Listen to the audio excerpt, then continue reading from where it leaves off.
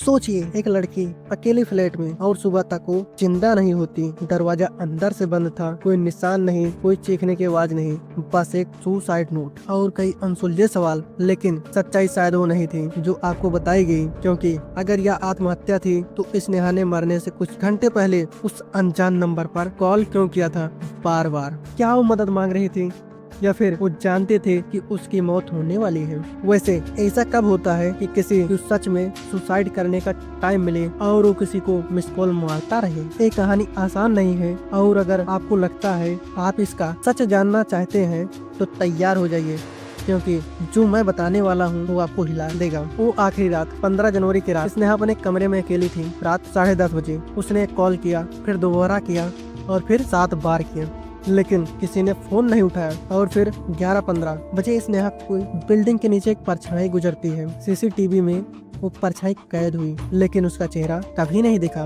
और फिर सुबह होते ही स्नेहा की लाश मिली। क्या यह वही शख्स था जिससे स्नेहा बचना चाहती थी, या फिर ये सब बस एक इत्तेफाक था? अगर ये किसी वेब सीरीज का ट्रेलर होता तो हम सब अभी तक सीजन 2 का इंतजार कर रहे होते। पुलिस की रिपोर्ट या हकीकत? पुलिस ने कहा यह आत्महत्या है, केस क्लोज। पर पोस्टमार्टम रिपोर्ट कहती है शरीर पर चोट के निशान थे। तो सवाल उठता है, अगर यह आत्महत्या थी, चोटें कैसे आई? स्नेहा के परिवार ने दावा किया कि वो खुश थे, आत्महत्या का कोई कारण नहीं था। उसके दोस्त ने बताया उस रात स्नेहा ने उसे एक अजीब मैसेज भेजा था, अगर सुबह मैं कॉल न करूं तो समझ जाना गड़बड़ है। लेकिन पुलिस ने इसे सिर्फ एक इमोशनल मैसेज कहकर इग्नोर कर दिया। और फिर कहानी में आया सबसे बड़ा मोड़, क्योंकि वो अनजान नंबर जिस पर स्नेहा कॉल कर रही थी अगले दिन अचानक बंद हो गया। अब बताइए, क्या ये इत्तेफाक था, सच जो कभी सामने नहीं आया? कुछ दिनों बाद पुलिस ने इस केस को हमेशा के लिए क्लोज कर दिया, लेकिन जब एक रिपोर्ट ने खुद को इस केस की छानबीन की तो उसने पाया कि स्नेहा की एक एक्सक्लूसिव वीडियो कॉल रिकॉर्डिंग, जिसमें उसने किसी के साथ कहा था, मुझे डर लग रहा है, अगर कुछ हुआ तो ये मेरी गलती नहीं होगी।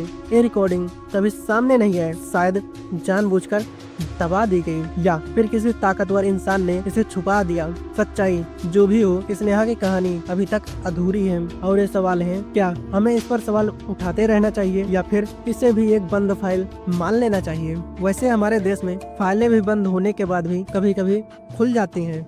अगर आपको पता है कि मैं किसकी बात कर रहा हूँ? आखिरी सवाल जो आपको सोचने पर मजबूर कर देगा। ये सिर्फ स्नेहा की कहानी नहीं, हर साल ऐसे हजारों मौतें होती हैं जिनका सच शायद कभी सामने नहीं आ पाता। क्यों? क्योंकि हम सवाल उठाना बंद कर देते हैं। लेकिन अगर स्नेहा को इंसाफ मिलना चाहिए तो क्या हमें चुप रहना चाहिए, या फिर हर उस आवाज को बुलंद करना चाहिए जो सच्चाई ढूंढना चाहती है? अगर आप भी मानते हैं कि स्नेहा सिंह केस को फिर से खोला जाना चाहिए, इस वीडियो को लाइक करें, कमेंट में अपनी राय दें और इसे ज्यादा से ज्यादा लोगों तक पहुंचाएं, क्योंकि सच तब तक नहीं मरता जब तक कोई उसे जिंदा रखना चाहता है।